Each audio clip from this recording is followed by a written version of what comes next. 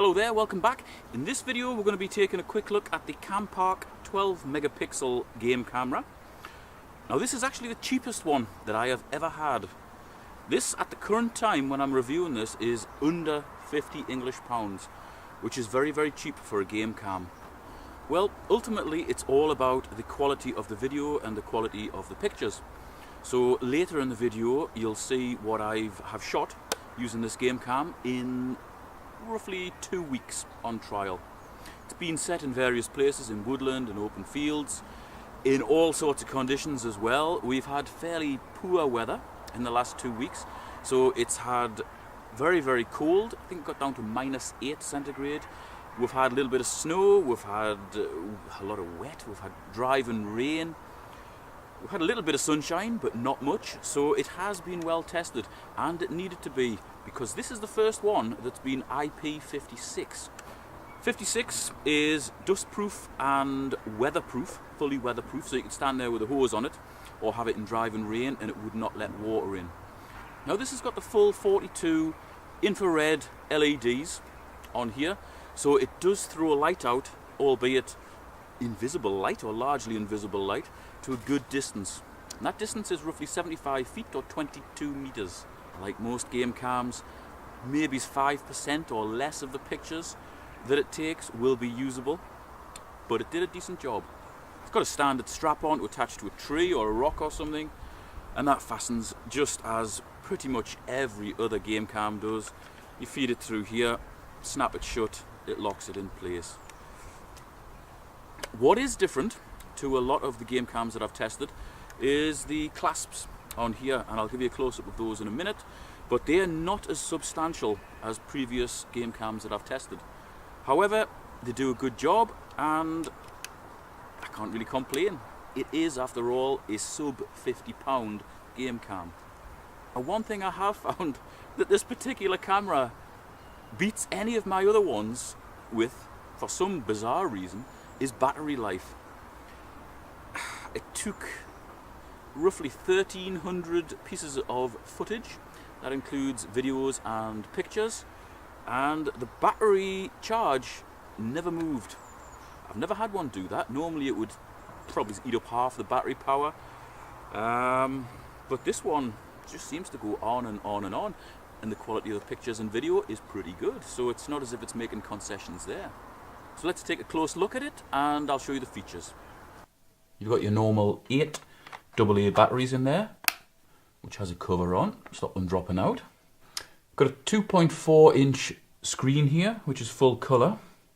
Little speaker, control buttons, on, off and set up. You've also got a couple of audio visual inputs, and you've got space for a micro SD card. That's it in there. I don't know whether you can see that. I'll try and pop it out. There you go. Most of them take the ordinary size SD card. This one only takes micro. You go from off to setup, and then you're straight into the menu when you press this button. Okay, so you've got, first one is mode, and you can set the camera or also the video, or camera and video, so you can take 1, 2 or 3 pictures and then a short video. Next one, photo resolution. Anything from 1 megapixel to 12, I always have it set on the best quality one. Next one, photo series. You can choose to take 1 photo, 2 photos or 3 photos. I generally have it set on 2. Next one, video resolution. I always have it set on the highest one, which is full HD. Next one, video length. And this one you can actually set up to 10 minutes, so you can take a 10-minute continuous video, which is a hell of a long time. So anywhere from 3 seconds to 10 minutes, that's pretty impressive. I generally have that set on about 30 seconds. Audio recording, that just gives you the option to record sound or not. I always have it on. Next one is shot lag. Now that is the time between it taking the burst of photos and video. If you have it set too low, and if it's in a busy area, there's a lot of birds feeding or something, you might end up with a hell of a lot of little short videos that would confuse this. So I generally set it to about 15 seconds. That's like a reset time. Sensitivity of the motion sensors. The motion sensor is basically that. That's what detects motion. I set it on medium. You can have low or high. So high if you're in an area where there's very little traffic from animals. Low if it's in an area, say you're on a bird table, you know, you don't want slight little things like a fallen peanut setting it off. And middle if you don't really know what to expect. We've also got one called target recording time. I don't bother with that. The time lapse, I don't bother with that. Although it would be useful if you wanted to take, say, the progression of a sunset or a dawn sunrise or something and then put it all into a video. Language, obviously it's set in English here. You can change it though. Time and date. I do have the time and date set on this thing, but it doesn't show on the photos. Talking of photos, photo stamp, that would basically be to stamp the time and date on the photo. Password protection, you can set up a password, so if anybody steals this, they wouldn't be able to use it. I don't use that. Beep sound, that takes the beep off the control panel. I don't alter that. Format memory card, you would format the card before you use this just to make sure there's nothing on the card that would interfere with any recording. So, notification, all data will be deleted. Yes or no? Yes. That's it. Formatted, ready to go. Serial number, that's just the number of this particular model, don't need that. Reset settings, that would take everything back to a default, don't need that. Version, that's just more details about this particular camera. And then we're back to the start. Hell of a lot of features there in a very cheap camera. Okay, now let's have a look at the highlights of the pictures and videos that this thing took over the 2-week trial period.